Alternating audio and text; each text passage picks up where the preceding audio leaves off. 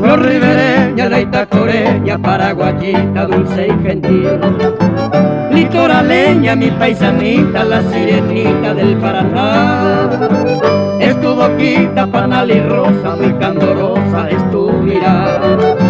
Con esos ojos negros azabates que son las musas de mi cantar.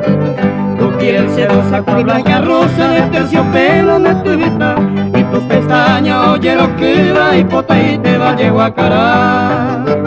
Tu cabellera sutil cascada, en ella quiero yo naufragar, y de tu pecho sentir quisiera el tierno arrullo del Yerotil.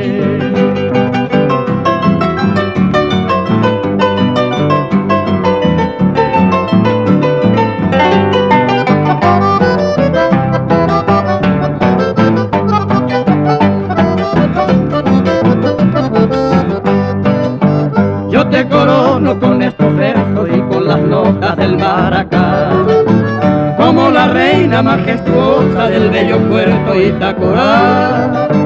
Ya me despido, Romoñema, bella sureña, Yucucuí, flor que floreces en las orillas del legendario Paranamí.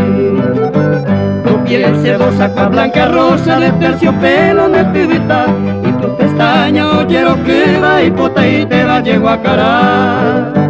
Tu cabellera sutil cascada, en ella quiero yo naufragar, y de tu pecho sentir quisiera el tierno arrullo del Yerotil.